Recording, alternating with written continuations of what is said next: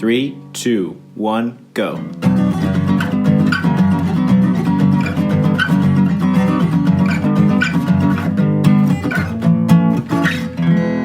Welcome to Grounds After Rounds.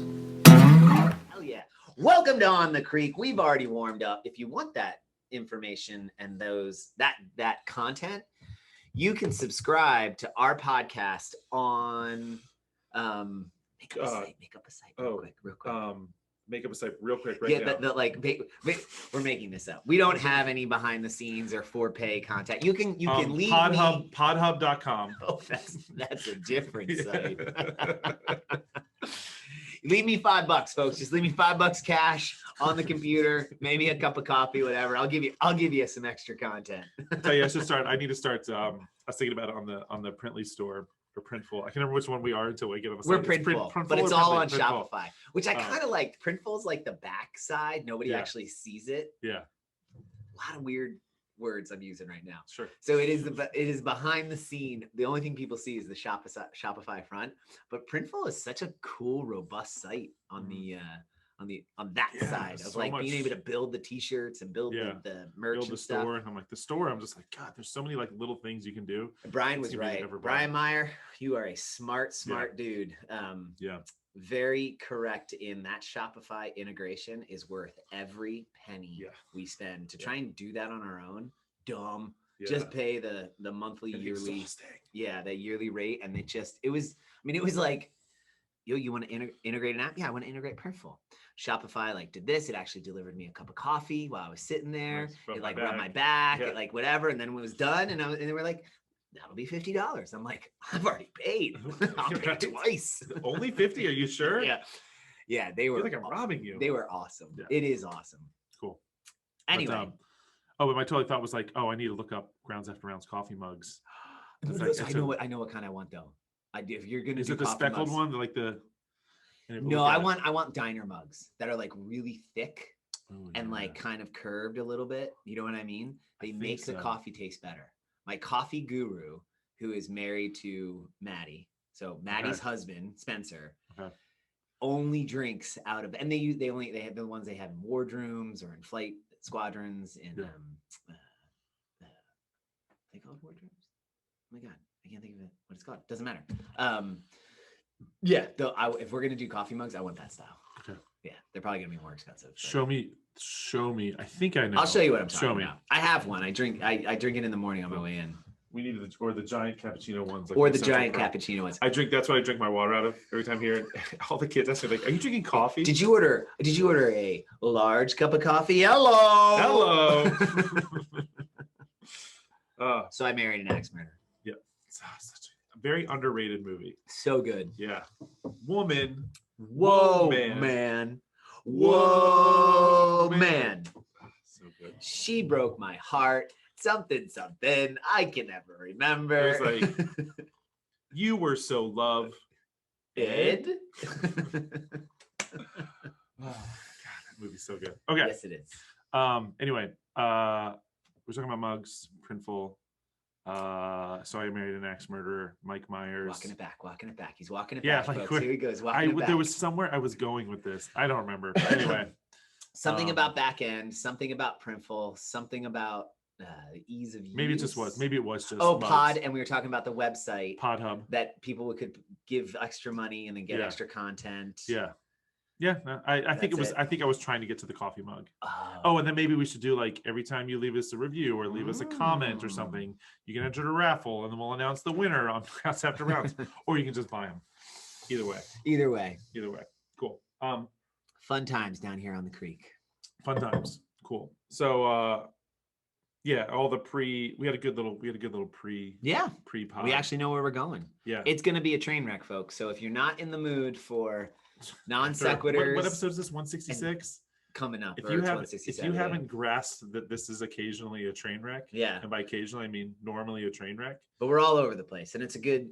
We have a plan, but I wouldn't say we have it's gonna be a conversation. There's no outline behind here. Correct. That we're following. Correct. Cool. I watch some people's podcasts and I can tell they have their computer in front of them. So they definitely have the list of things they want to talk about. It almost feels like, and maybe it's almost like a Go ahead. like a Twitch or something they have, or a Habit, where they're looking at their screen almost like they're reading a script, and they aren't. There's something there that they keep referring to that's like getting them to where they want to go. So Amy and Shelly both independently recommended this episode of a podcast. Funny, but they were both right. It was pretty good. So Brene Brown has her podcast, and so she had Dax Shepard and Tim Ferriss on back in December. And so episode? Yes, they were on together. Podcast. It was a really good episode. But we are nowhere near the followership of either of any of those three professionals yet. But I am longtime consumers of all of their content. And so Tim Ferriss, I would say, as a stylistic, he's long form. He was one of the, early adopters of that style and has kind of made it his own. And he's an amazing podcaster. Brene Brown, a little bit more her own style. I think she's amazing. She writes really great stuff. Her podcast grated on me a little bit. And so I kind of lost interest in it. And I think Dax has his own style. Here's the whole point.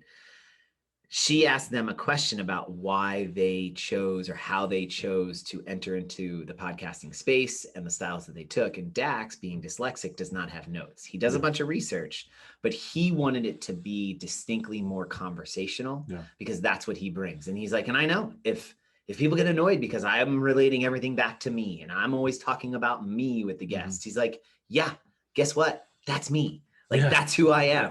If you were in a room with me and hanging out for the evening, that's what it would be like. So you get a little glimpse of that. Luckily, there's some post-production by Monica to clean it up and make it not quite so annoying. Right. But if you're annoyed by that, hey, you're going to be annoyed by my podcast. Find another podcast. And I was like, that's a really good point. Yeah. Because most of them are pretty good. There are moments where he gets, and I think it's more when he's trying to impress the guest is when he gets more a little daxy. Because he gets like he's a celebrity himself, but like you can tell he gets kind of fanboyish where he's just like, but it's so endearing and authentic. Yeah. Tim Ferriss though, he said no. He said, I realized I wanted to be an interviewer.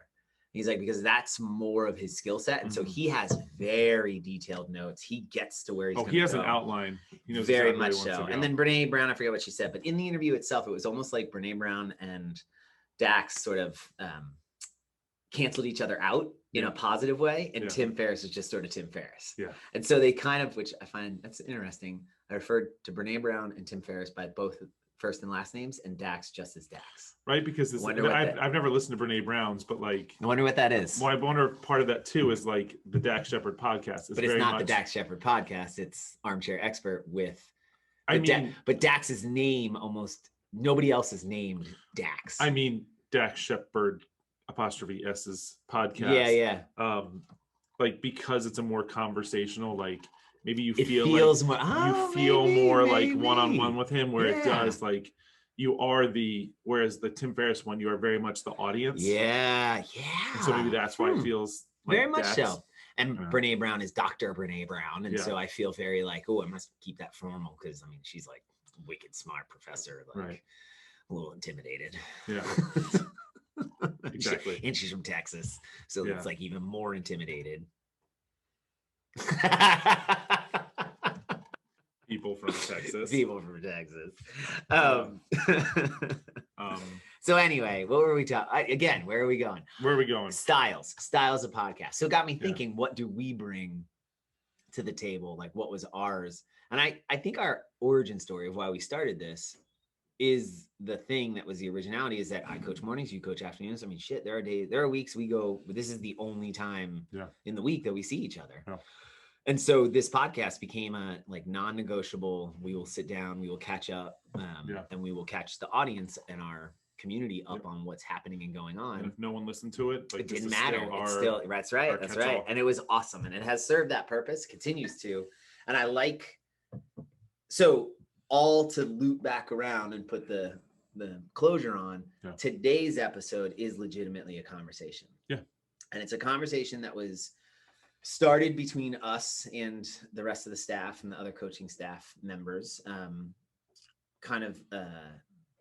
sort of started with RX month, I think, and has sort of flowed into this month and sort of an awareness around the idea of longevity in training by clearly establishing the intention of why you're doing a workout, how you're doing a workout, what that workout serves, and creating the support systems around that with logging, the technology apps that we use, the way that we approach it, the language we use in approaching it, and then just our as professionals and coaches, but also as individual athletes, how we then treat it and how we put a narrative around it for ourselves and our own participation or execution of it. Which I feel like it all comes down to like our values as like gym owners and what we like. I mean, like there's all these things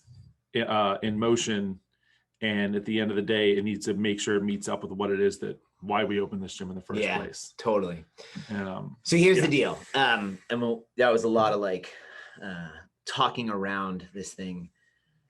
I've talked about it in class, and there is a tendency in CrossFitters to go too hard, for the sake of intensity, to just push it and just go full tilt 99%, and to compete in every single workout they do in the gym. It is a competition. What was it from your blog 2 weeks ago? Like if it's either blackout or right. Like if you're going to do it, you might as well black out. Yeah. Like, why am I here if I'm not going to black out like that? Right. No.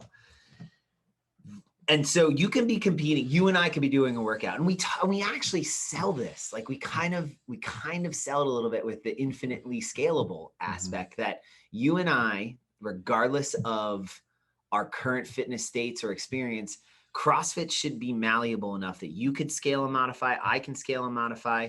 We can come to a shared agreement that we're doing quote unquote the same workout, 3, 2, 1, go. Whoever finishes first or does more work wins the workout, right? Like that is a cornerstone selling point of making CrossFit accessible to the most people possible. Right. Unfortunately, when taken to its extreme, that also becomes a little unhealthy because then we think everything is a competition. Right. And so what we've been talking about in classes is there's sort of 3 variations or 3 buckets that workouts can get placed into: training, competition, benchmarks, or testing of these workouts. We just described competition. The second you are comparing yourself to somebody else, and I would even offer to yourself, because testing does kind of fall inside competition, but a little bit different. You are competing. You are willing to sacrifice mechanics and consistency to get performance, and performance does not always yield long-term fitness goals. Right. So what I've heard, which I really like, is you can compete yourself right out of being fit. And you can compete yourself so long and so hard right out of being healthy. And you're no longer a healthy person. You've got joint pain, your back hurts, you've torn a ligament in a joint, you've overused an injury into inflammation, into tendonitis, into torn rotator cuff, right? Like all for the sake of, well, I have butterfly kipping pull-ups. I should always do butterfly kipping pull-ups. Whenever pull-ups come up, I do butterfly kipping pull-ups. What do you mean you're giving me a band? I don't use a band. Get that fucking band away from me. I'm going to hit you with this band. Whoa, man. Hey, it's just training. Training. I saw you wince picking up the band. That might be a problem. And you want to dangle from a bar and pull yourself over it? No. In a very torque-inducing, aggressive way. I think maybe we should reconsider why you're here. Except your ankle was sore the other day, so you biked instead of run. Let's talk about this a little bit. Right. Like the whole idea of I'm not competing, you're competing. I'm not competitive, you're competitive. You're way more competitive than I am. You do realize you're competing about how uncompetitive you are, right?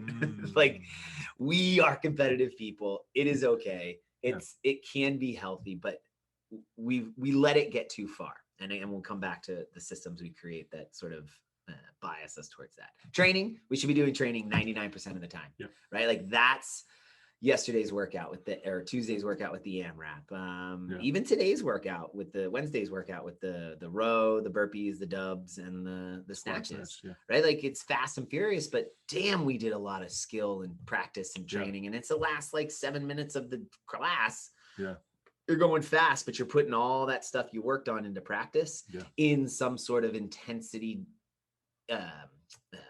interfered way to kind of see what sticks and what doesn't. Yeah. But in the end, how you do doesn't matter compared to how somebody else did. And it was great. Actually, the classes were a ton of fun. That was a really fun workout to coach.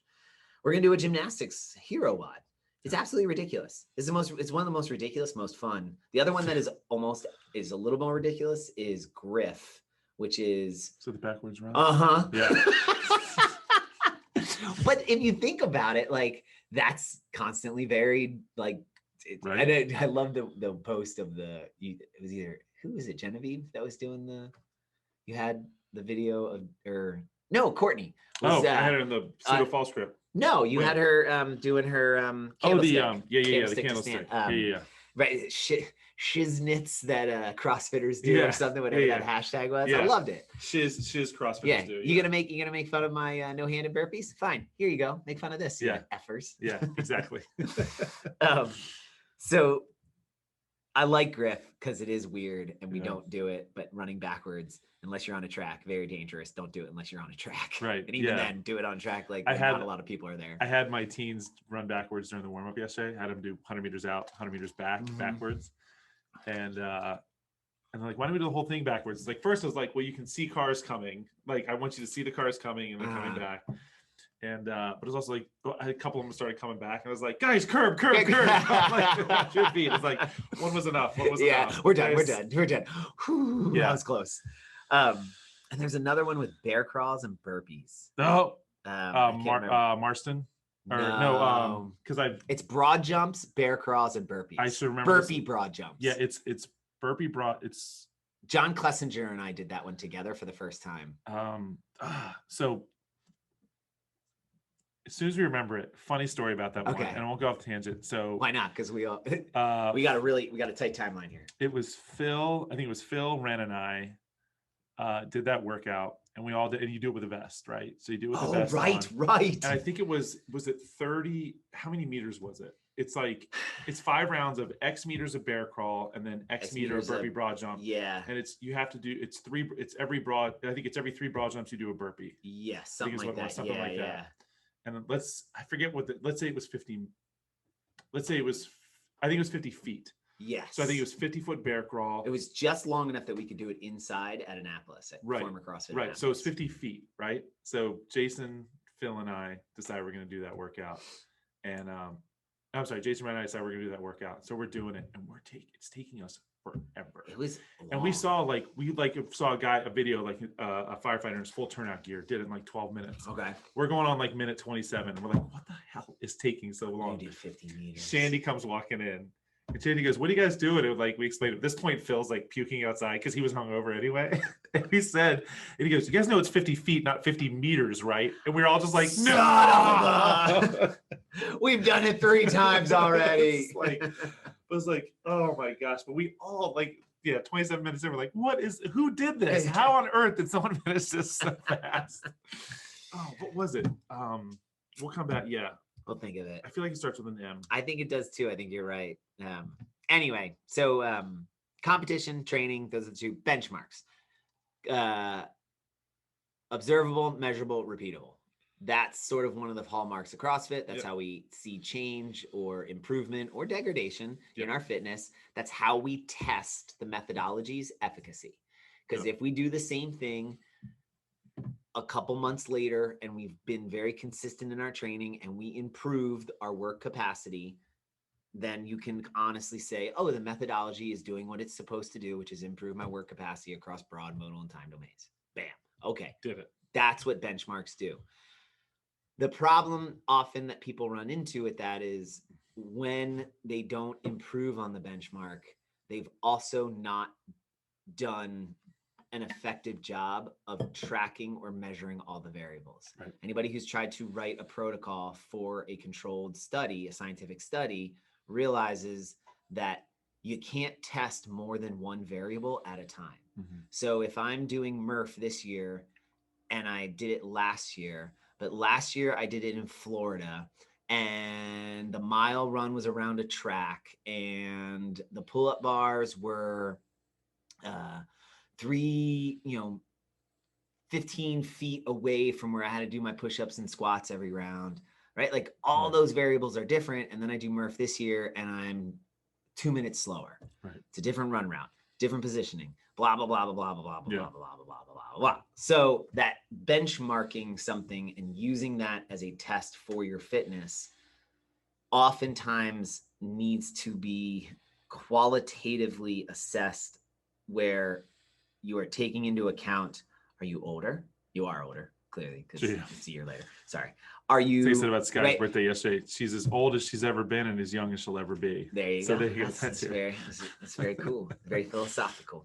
But like, are you like, have you had the same sort of year? Did you train really, really hard and deliberately the year before and now not so much? Are you right? And then the other thing too is if you're doing legitimate benchmarks and tests and you've only done one once before and it's been 18 months since you did it last time, not really sure we can say it's a very clear we don't have enough indication points to be able to track sort of the change and stuff. I can honestly say I've done Fran, Helen, Karen, Mary, Nancy, Grace, Isabel, all of them enough to know where I should be, to know if my fitness is staying where I want it. Do you know what I mean? Like I've got more than enough data points to actually probably never do those workouts again, but they're fun to do now to like mess with. So that especially Fran, right? You love messing with Fran. I love it. I wrote about it. No, the age group online qualifier one that came out with the cleans, the 75 power cleans and the 300 dubs. How many times I've done Grace, I knew that I could do single 135 pound power cleans for days. And I knew I could keep the same pace over and over again. And so that's a perfect one where we fail at the margins of our experience. I had enough experience with that movement to have a lot of confidence to know what I could do with it. Where I failed in the margin of my experience earlier was with that handstand push-up, shoulder to overhead row one. I overestimated just how much my shoulders would weather handstand push-ups and overhead presses. I should have known better. But I got really excited and so this is where competition, when done well, can sometimes identify incorrect assessments of your own fitness. But when done too much, like let's say I'm going to do that workout again, I'm going to try it. Well, now I might actually start to hurt myself, or I start to overtrain, or I start to get really, really just burned out. That's when competition starts to become detrimental to our improvement. I think whether it's the age group or even the open and that conversation of you do one of these open workouts once, which are meant to just kind of break you to an extent. It is. So this is a great pivot point. So keep going. But yes, they are designed to be harder than what you normally do to yourself. But Castro makes a good point that if you always say, man, the open workouts, they're always the hardest workouts I've ever done. Then you're not really touching and tasting intensity in the variance that you should throughout your training year. I feel like what tends to breed that feeling is the spirit of the open. Correct. And the set and setting, right? The intention, which is the set, and the setting, which is the environment of the thing. Yes. And you always want to go a little bit more. And then there's that. Now here comes the question of competition. Let's say with yourself, you did the workout on Friday. I could definitely do that one faster. Or I could definitely get more reps. I'm going to do it again on Monday. And it's just that I got to get 5 more places on the leaderboard. At what cost does that matter? Because the open can also be used as a benchmark. But this year there were 3 workouts. You may never see those 3 workouts ever again. Right. But we are going to see wall walks. We're going to see him in Adrian if you come Thursdays, if you were at Thursday's class, right? So and that workout came out in 2010, 2011, maybe. That's right. It's not like wall walks being in the open was the first time programmers at CrossFit.com have thought of using when dumbbells first came out in the open, right? Right. Oh, I've never seen these before. I can't believe they're using dumbbells. It's like in 2001 on I think the 6th day of WODs programmed, there were dumbbells. And I think they were dumbbell snatches. So that's our CrossFit snobbery coming in. But also truth. It's also more smugness. Of I bristle the second anyone unprecedented. This is the first time. This has never happened. No. I think you're being a little narcissistic and self-centered of your current experience. Yeah. One thing I've learned from my very, very intelligent and very insightful colleague who is a professional historian is most stuff has probably happened before. We are, if anything, we are humans we are creatures of habit and pattern. We like seeing habits and patterns. And so we crave and move and gravitate towards things that feel habitual and patterned. So we will probably choose either consciously or subconsciously, unconsciously, things that have happened before. Yeah. And so like that, no, it probably has happened. And if you want to learn how to better or with the least amount of suffering, weather whatever is happening now or make it through whatever is happening now, maybe look towards history to understand it and get a sense of like, oh, okay, how could we not repeat maybe the mistakes that they made or whatever. CrossFit is a wonderful little snapshot of that idea. Yeah. Anything we program, it's probably been programmed before, if not exactly in that same iteration. Some similar content. Very rarely is anything new in CrossFit anymore. Exactly. Yeah. But that is not to say you are limited in your variance solely by your imagination. Right? That's the thing that Castro continually shows just an incredible and artistic talent in, is he can take something that is a 5 rounds for time, but tweak just something a little bit and create this completely different stimulus result. And it's pretty freaking awesome. Can I tangent off something pro wrestling related of with course. That? Like the genius of these little things that people just don't realize how, like, just people are on a different level. Yeah. So one of my favorite wrestlers, Chris Jericho, was recently on Stone Cold Steve Austin's podcast, and it was great to listen to. And he was talking about I love that they have like Stone Cold has a podcast. It's so fun to listen to. It's so good. And so when Chris Jericho debuted in, at the time, WWF, leading up to it, they were doing this like Millennium Countdown where it said Y2J, and it would just pop up on the screen and it was just this thing counting down. Jericho. Oh, okay. So yeah, but no one knew what it was. They just saw this, and that was like before, like that was big before like wrestling, like dirt sheets, like internet boards and message boards, and there wasn't as much like. So this was like 99. Sometime in 99. I forget what year it was. Yeah, I feel it was like because if they're counting down to the millennium. Yeah. Well, this was I can't remember what year. I think it was like post 2000, but that was the. Oh, okay. But that was the illusion, the reference to. Right. And so for a couple months leading up to it, this just counter would show up counting down. No one knew what it was. And so the conversation between Chris Jericho and Vince McMahon was like, okay, the countdown's it's Monday Night Raw coming up on this date, and they're coming up to that date, and they're like, cool, the counter will count. And so Jericho's like, cool, the counter will count down, and Monday Night Raw will kick off with the introduction of Jericho. And Vince McMahon's like, how about instead it goes off in the middle of the show, and the timer stops and you're introduced in the middle of one of the Rock's promos, and the time Rock is like white hot. Yeah. You're going to cut him off with your countdown. Like that gives, right? Like I don't even like wrestling. Yeah. But that just the audacity to cut off the Rock. And it's like, I wouldn't even do that now. Right. And so it's like, wait till you see the crowd's reaction to this big name that's coming that no one knows is coming, for the most part. No one knows is coming. And you're interrupting. Excited. Can we watch that? Oh, I watched it last time. And you're interrupting the biggest star. Like at this point too, he's transcended wrestling. Yeah. And so it was like those things where these certain people that are in these roles, of Dave Castro, Vince McMahon, or whoever you want to deem that, it's like, can look at this thing and be like, what if we take this thing here instead of it here? We just put it here. Yeah. Yeah. And I feel like that's Castro. And I think it's the knowing, like McMahon knows what he's doing. Yeah. He's an entertainer. He's been doing it. But he's telling a story. Yeah. And he knows that in stories, conflict drives all. But the conflict has to be authentic. The conflict has to appeal to what is in the world of literary, literature and psychological examination of literature. Carl Jung talks about this thing called the collective consciousness. And so when we connect to the collective consciousness through archetypes, so the bad guy, the villain is an archetype, the hero is an archetype, the mentor is an archetype. When we connect with those through some sort of artistic or cathartic event experience, we are connecting to the collective consciousness. Religions would call it the divine, right? Like those ideas.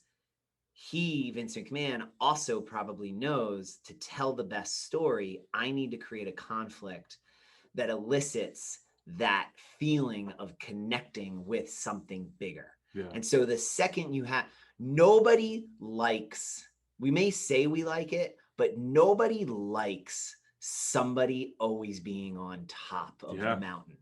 We want to see the rock fall, but we don't want him to fall unnecessarily. We want him to fall either because of his hubris, his pride. We want him to fall because of, we don't want it to be unfair, though if it is unfair, we want it to be because of the byproduct of something else that he then will overcome, right? Like these, and so he knows that.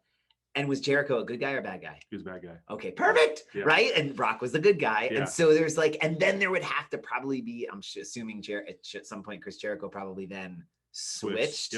And Rock maybe helped facilitate that, or somebody else helped facilitate that. That's a constant story. Right. And so, in wrestling. So he saw that opportunity of, you're right. Yes, this could work. People would, if it counted down and we introduce you, like, yes. But just that little tweak, that's an intimate knowledge of the functioning thing that Vince McMahon knows he has control over. Castro and CrossFit, he knows so intimately what improved work capacity across broad modal and time domains are supposed to be, and how to use variance and how to use monostructural weightlifting and gymnastics to do it. He actually was recently on a podcast, and he talked about it, how he is a student of programming, and he believes that programming really is more important than Glassman, who thought Glassman intuitively understood programming. But if you actually look at when he would program.com, nobody tells you when they were programming.com workouts, but you can tell when Greg Glassman was programming, when Lauren was programming, when Nicole was programming, when Dave was programming, because they had flavors. And Greg Glassman's programming is fucking boring, but it is super effective. It's probably one of the most effective of all of them, but God dang it if it's not boring, because it requires a coach, because he by heart was one of the best coaches ever. And he could make 20 minutes of handstand work interesting and fun, and you walk away with it like, nice. But programming, the workout today is 20 minutes of handstand practice, I'm out. Right? Remember we did that here sometimes too. And it's like he took over .com programming for those last 3 months, and we almost lost our entire staff. Right? But that's what, so Castro makes programming not only fun and effective, he makes it entertaining to watch. And that's the skill set of, he knows the intimacy of what he's doing. And he also understands the bigger picture of the workout should tell a story. And so that his book, I read his whole book about programming the 17 games. It's interesting. Like, you gotta want to be a CrossFit nerd to actually like, and I skipped a lot of like the team stories and stuff, but it is totally worth it to get an appreciation of how his mind works around what programming is. It's a story, and he's got to tell the best story that also yields and stays true to what CrossFit is. This is the pivot point, because we sell an experience for 1 hour a day to 8 to 12 people in a 3,000 square foot space.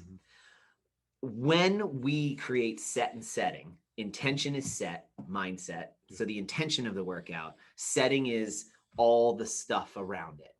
We publish it on SugarWOD. We add a little video. I name them. Pat and Taz don't name their workouts. I like to name the workouts. It's still kind of fun, right? Try and put a video or something. You put them on Instagram and put a little fun picture behind it, right? Like there is a setting around the whole thing. And then the set is us explaining it in the class. What is the intended stimulus? How do we recommend you get there? What kinds of things should you be focusing on? All of this creates, in literature, what you call it a mise-en-scene, right? The whole sort of like picture around it. And then the athlete does it. They have the experience. Maybe they crush it. They get out of the park. They crush it out of the park. They're like, yeah, I really did great on that workout. They go into SugarWOD and they log their score. And it says, I said Tuesday as an AMRAP, it's not a competition. Whatever you get is what you get. You can log whatever you want. You can put whatever experience you want in there. Yeah. And they go into SugarWOD and they go to log it and they only have one option, rounds and reps. Yeah.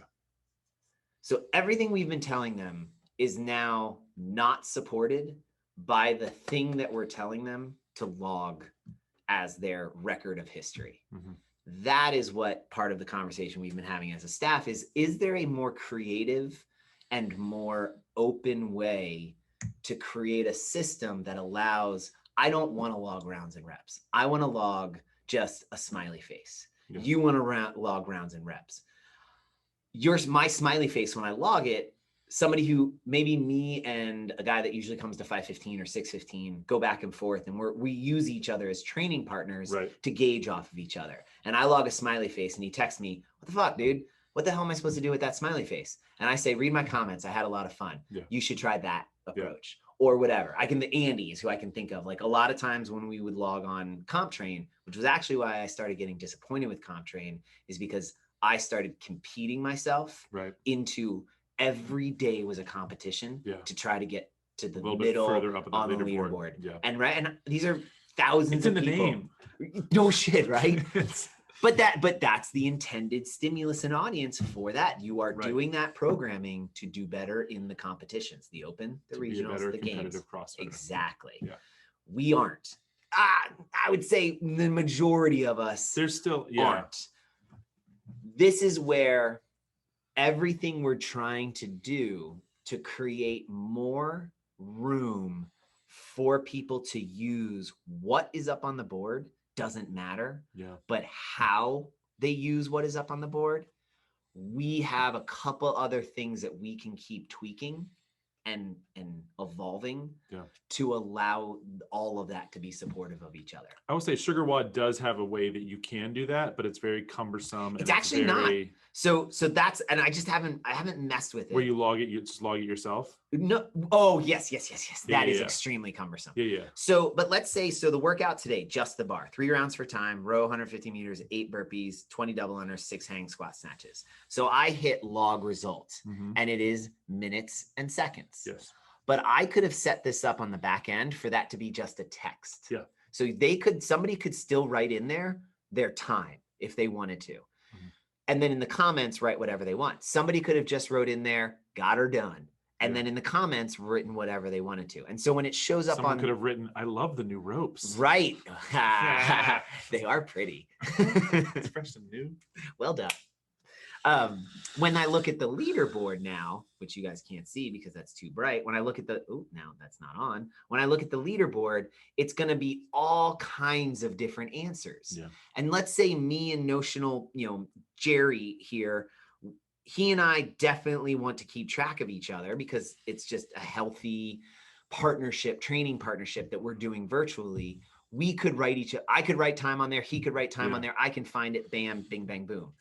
But what it starts to get away from is I only do what Jerry does. Jerry only does what I do. Well, what if Jerry's sick? What if Jerry has a knee injury? Yeah. What if I just don't really want to compete anymore? Yeah. But I stick with it because I don't want to leave him alone or, I'm limited by him. And maybe I hit a point where I'm just doing better and he just can't keep up. Yeah. So I'm going to stop. I'm going to stymie my improvement at the expense of just some artificial friendship. Right. And then now I'm assuming he doesn't want me to keep improving. Well, now I'm insulting him. Yeah. He's going to be like, well, don't let me hold you back, dude. Yeah. You know what I mean? And then vice versa. And so that's where we talked about it beforehand. It's a false dualities. This workout does not need to be logged in one of two ways, either time or not done.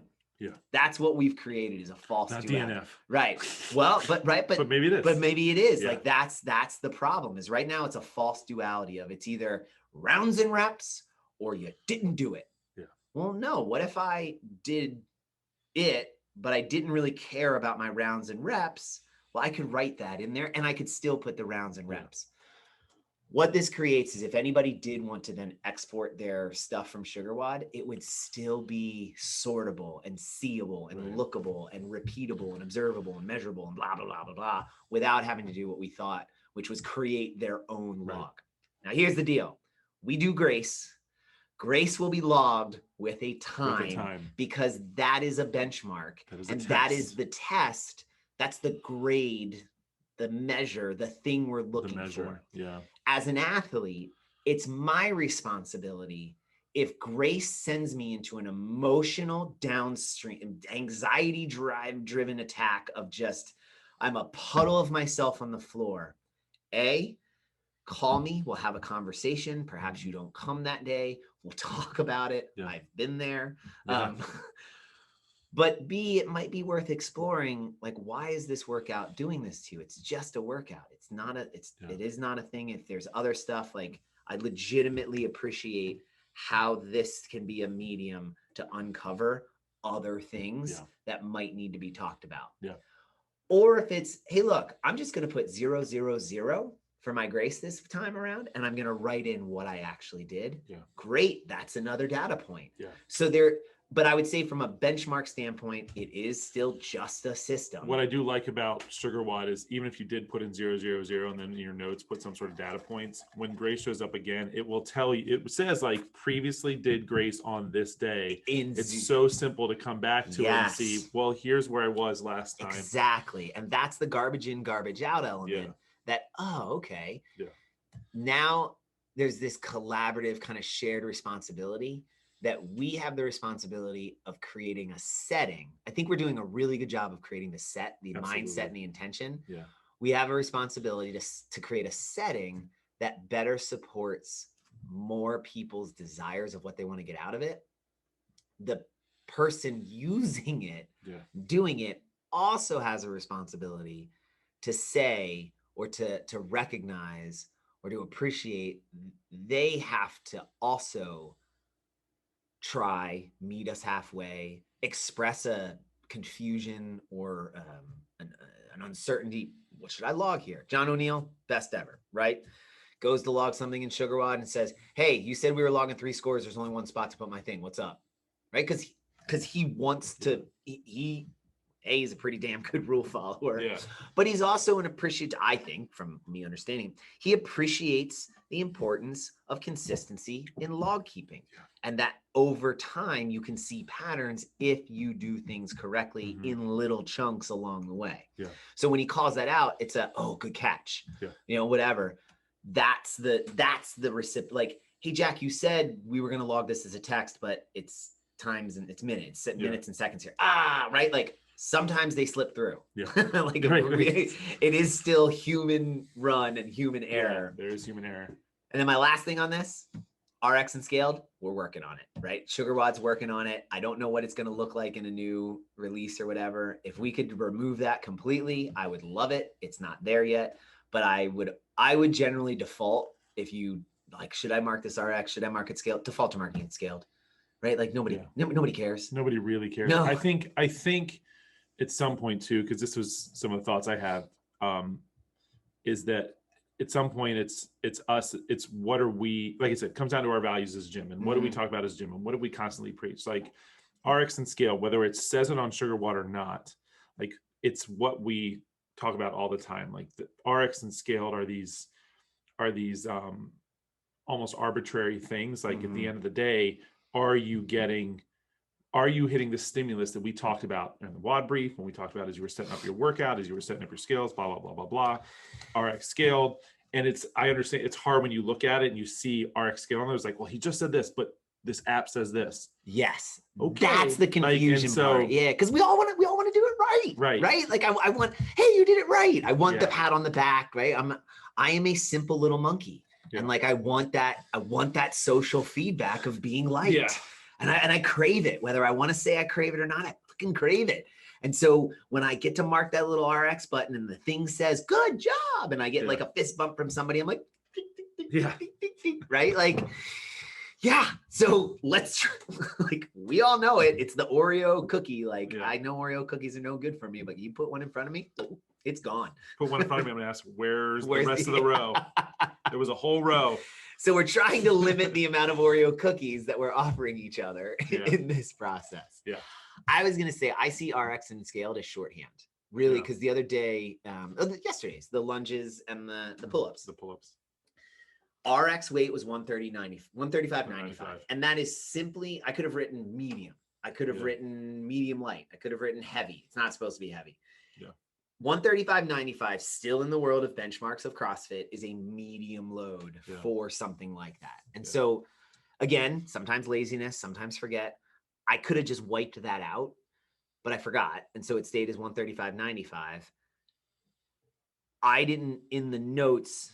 So I just marked RX because if you scale it, then you should probably be putting in the notes all the things that you changed. Yeah.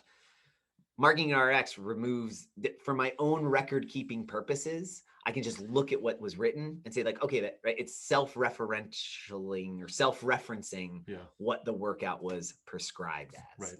So that's all. RX and scaled for me is just shorthand. It's just it's a time saver of like 25, 30 seconds. And for 90 plus of these workouts, like the workout that we did yesterday, what are the chances that one shows up? Not like that, but it was very sort of like long Franish. It was sort of like it was like 6 or 7 little short Frans. Yeah. Which like sounds horrible, but that's what it was. Well, that's 16 minutes too. Like that 16-minute time frame is like, well, this ain't short and this is hardly medium. Like they were right. It was about 7 minutes too long. Yeah. Right about 8 to 9 minutes. I'm like, I'm done. I remember looking up at that clock thinking like, oh my God. Yeah. Thanks, Pat.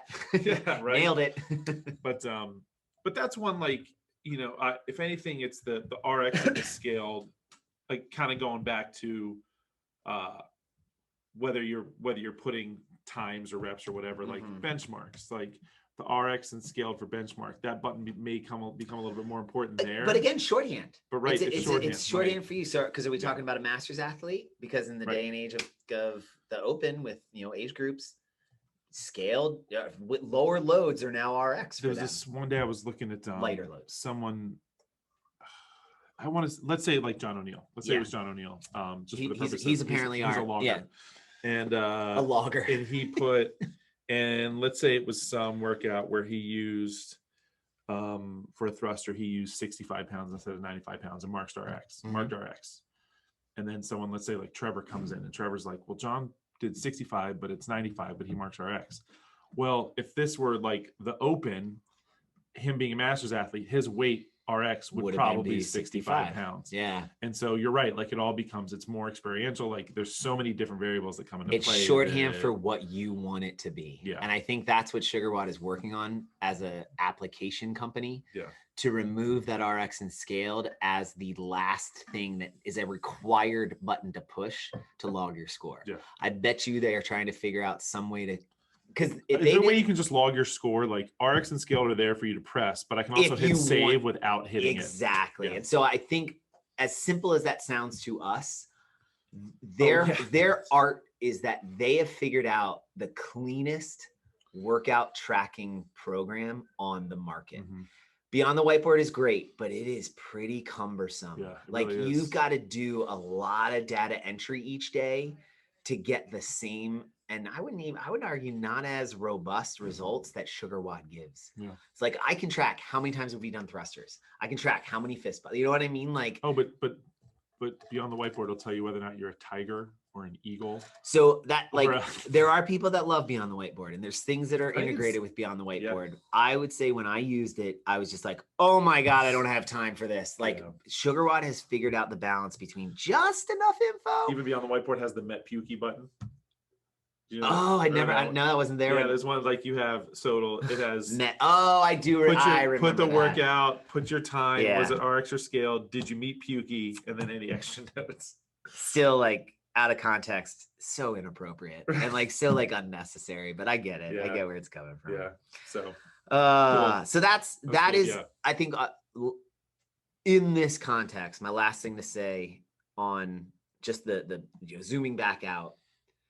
This is the beginning or a continuation of a conversation that we do not need to agree on every single time we have it. No. We did not agree last Wednesday when we had it as a staff. There was sort of resolved, like, okay, let's see what this looks like. There's uncertainty around it. Consensus is not required here. Yeah. This is, and I said this, I also don't have to agree with myself 6 months from now. If I come back and I'm like, well, you had an opinion 6 months ago and you're now different. You have a different, you're saying a different thing. Yeah, you're right. Because it's 6 months later and I'm in a different place. I go back and forth all the time with RX and scale because I'm like, yeah, you're right. Like it's arbitrary. Like what is really experiential? But it's also, but I also have the conversation with myself. It's like, but CrossFit has always had RX and scaled. And so then it's like, well, how much can you change the thing before it's no longer the thing? And I constantly go back and forth with myself. RX and scaled is good.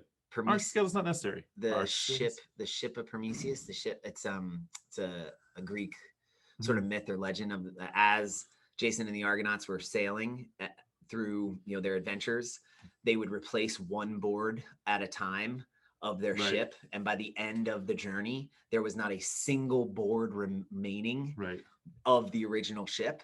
So was it still the same ship of whatever the name is? Right. So is the thing in the material, or is it something bigger or more? Is it in its essence, its function, its whatever? And so welcome to the debate. Like, welcome to the conversation. Consensus will not be reached. We will not come to an agreement on this. It will forever be changing. Dare I say, it is constantly varied and infinitely scalable based on where we are as a community, as individuals, as a methodology. And I'm super excited about that, to be sitting in that uncomfortableness with everybody else.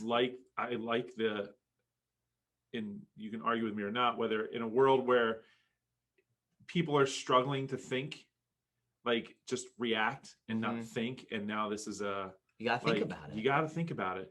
And you may not agree with what you're thinking about and what you're talking about, but it's conversations that people are having about things that, like, even if you disagree, you guys are thinking about things. And you gotta be willing to talk about it with each other.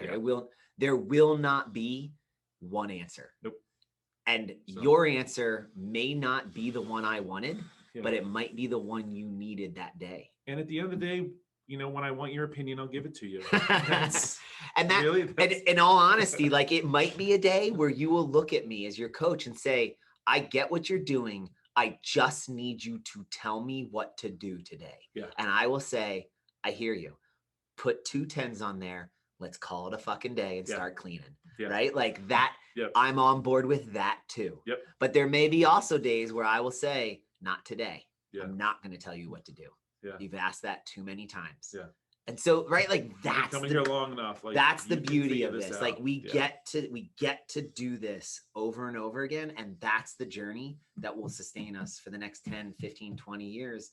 Because otherwise it just becomes rote, and it becomes, it becomes too rigid to weather the chaos of our lives. And it needs to be as chaotic as us, and malleable enough to fit like what we are and what we're doing. And so I was so grateful for the feedback in this conversation to get us thinking this way. And I was grateful for you pushing back and not understanding it. And I'm really great. So that's my gratitude, man, is you bringing this back up, and kind of almost like a little timidly or tenuously of like, I still don't get it. And I don't know if it's not that I don't get it and I don't like it, or that I'm supposed to get it, but you were just like, I need to talk about it. I'm like, I do too. Like, I like this. So thank you for like continuing this conversation, because this is what the fuck we do. Like, this is all we do. So it's like, still, I'm like, why am I like, I get it, but I also don't get it. And I'm so frustrated right now, but I don't know if I'm frustrated with me or you or them or this. Like, shouldn't like, this be easier? And the answer is no, it shouldn't be. Like, what am I frustrated at? I have no idea. That's what's frustrating. So I like it, man. I like it. Cool. Well, it reminds me a lot, like, we have 2 eyeballs to see. And so this friend of mine, he's a cop. And so he came and he said, yeah, dude, I went and I told my boss the other day that I was in this investigation, and I was searching for this guy with one eye. And my boss fired me. He said, I thought you'd be a better detective and use both your eyes. Good one. I really thought like that was a good lead-in. I totally was like into it, like, oh, what happened? Oh, and like about halfway through, I was like, oh, it's a joke. I know where it's going. Yeah. I'll say my gratitude real quick was, I guess, kind of perspective, and looking at things with my two eyes. So well, thank you. That was good right? pivot. Good pivot. So this weekend we went camping, and it was with this group. We're in this like nature group that meets up once a week, and they hit parks all over, mostly in like this general area, but like bank robbers. Not that way. And give me all your money. But yeah, it was like, I think it was like supposed to be like 6 or 7 different families come, and a bunch of them backed out because like the cicadas are going to be a mess. Oh my god. Anyways, they're magical. They're just, yeah. I mean, seriously. And there was so it was 3 families. It was us. Hello. It was this other family that they have 2 daughters that we know prior to this. One of the daughters I think is 9, and the other one's like just a little bit younger than Fee. And this other family that has a 9-year-old, and I didn't know how old their son is. He's younger. Anyway, so we were kind of bummed when the one family we know didn't bring their youngest daughter, because like Fee's going to be the youngest, right? And sure enough, like we were watching, and the one girl that we know, like she's sweet, she's older, she's always been really sweet with Fee, and this other girl, like as the trip went, gets a little bit pushier and a little bit bossier, and I don't want to go down that rabbit hole, but she's not my cup of tea. I'll just put it that way. And she kept saying they were going to have a cicada barbecue, and Fiona's going to be the first one to eat it. She said Fiona's going to be the first one to eat it. It's like, did she say that? Or are you like coaxing her because she's 3 and you're 9 and you're just being but what was really good since Everett's come along, Fee seems so big to me. And she seems so much older to me, and she's only 3. Yeah. And so seeing her with these older girls, and like the way that they would try to push her around, and she held her own. She held her own. She didn't take it, or she just removed herself from it. And at one point, she was just up at our campsite just cleaning dishes because they were doing something. And some of the work you guys are doing of giving her other options. She's like, I don't need to hang out with you to enjoy myself. I'm gonna go wash these dishes. And so I was like, "Aw," but it was a nice reminder that Fee is only 3, almost 4. Yeah, like she doesn't. I think she's so damn smart. Yeah, that too. she's got you guys. But she's But yeah, I think it was a moment that Meg and I needed as a reminder. Like she's still this little bitty thing. Yeah. That but she's also like, she's a tough nugget. Yeah. So that was my gratitude. This whole weekend we had a great time, except for the sleeping part. And it's overrated. Yeah. My Whoop tells me sleep's overrated all the time. Yeah. Oh wait, no, it says the complete opposite. Oh man. So anyway, that was mine. Cool. That's my gratitude. Cool. Awesome. You got a joke? Oh yeah. Yeah. So I went to the zoo the other day. I love that it's just a straight up joke. I went to the zoo the other day. Yeah. And but it was kind of a lame experience because they only had one animal there. Yeah. A dog. It was a Shih Tzu. I thought it was gonna be like, yeah, it was my parents' house that or something, like it was a zoo there. So I don't know where that was gonna go. That's not a joke, that's fact. Awesome. Cool. All right, ladies and gentlemen, the conversation continues. See you tomorrow for Murph. Unless you're listening to this after Saturday, then hey, it was great seeing you at Murph. Congratulations on Murph. Yeah.